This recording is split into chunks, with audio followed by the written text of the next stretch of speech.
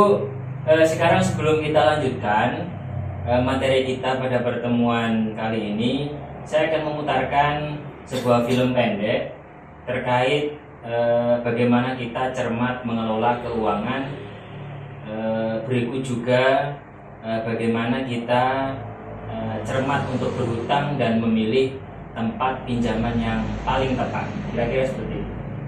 Jadi ini videonya, silakan disaksikan terlebih dahulu.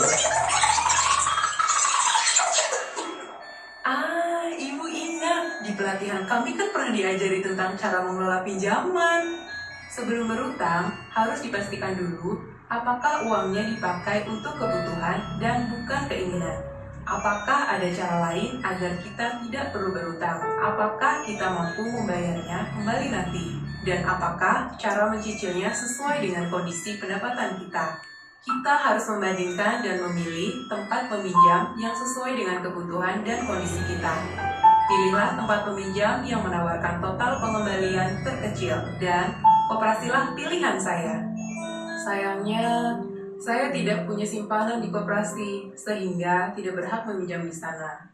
Terpaksa saya ke tempat peminjam berikutnya, yaitu kelompok arisan simpan pinjam. Untung ibu-ibu mengerti kondisi darurat yang kami hadapi dan sepakat meminjamkan Rp500.000 meskipun tabungan saya masih sedikit. Pinjaman boleh dikembalikan sekaligus saat jatuh tempo 4 bulan lagi. Sistem ini pas sekali dengan kondisi pendapatan kami. 4 bulan lagi, Pak Rusli ada kerjaan borongan dan saya bisa ngeburu karena musim panen. Kejadian ini menyadarkan kami bahwa seharusnya kami berdua sudah membiasakan menabung secara rutin sejak dulu. Terbukti bahwa menabung itu sangat penting untuk berjaga-jaga. Jadi berikut tadi video tentang film pendek tentang bagaimana kita cermat berhutang dan cermat dalam memilih tempat peminjam uang. Nah, setelah ibu-ibu menyaksikan film pendek tadi, kira-kira pesan apa yang dapat ditangkap oleh ibu-ibu? Coba Ibu Mai, apa kira-kira? Pesan apa? Mungkin yang pertama apa? Terus di antaranya satu, saya jawab satu. Iya. Rajin menabung. Rajin menabung, kira-kira seperti itu. Oke. Jadi kalau kita melihat film pendek tadi ada beberapa pesan. Yang pertama di situ adalah dijelaskan bahwasanya ketika kita berhutang seharusnya tidak untuk keinginan, tapi untuk kebutuhan.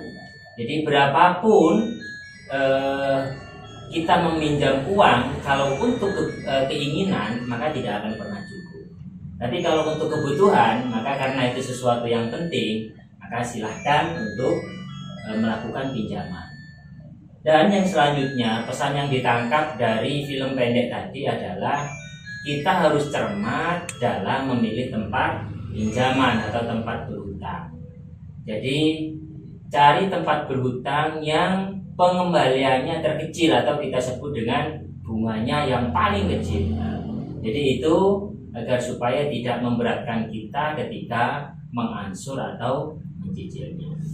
Jadi itu yang harus ditekankan oleh ibu-ibu. Kira-kira bisa dimengerti ya? Kemudian yang selanjutnya, ibu-ibu juga harus mulai dini belajar menabung agar supaya ketika ibu-ibu mengalami kepentingan yang mendesak dalam hal keuangan, maka tabungan itu bisa dimanfaatkan dan digunakan. Seperti halnya contoh film pendek tadi, Ibu Lili tidak mempunyai tabungan. Dia juga tidak menjadi anggota dari salah satu koperasi. Ketika dia mau meminjam, mengakses koperasi untuk melakukan pinjaman, aturan koperasi itu harus punya simpanan terlebih dahulu, maka boleh meminjam. Karena Ibu Lili tidak punya simpanan di koperasi, tidak punya tabungan, maka Ibu Lili tidak bisa mengakses pinjaman ke koperasi. Padahal koperasi itu adalah bunga pinjamannya paling kecil. Setelah itu Ibu Lili cari alternatif lain. Di mana tadi? di tempat arisan, simpan pinjam di arisan. Jadi walaupun hanya 500.000, tapi kalau itu untuk kebutuhan maka jumlahnya sangat besar. Jadi bisa dimengerti ibu-ibu ya. Oke, insyaallah.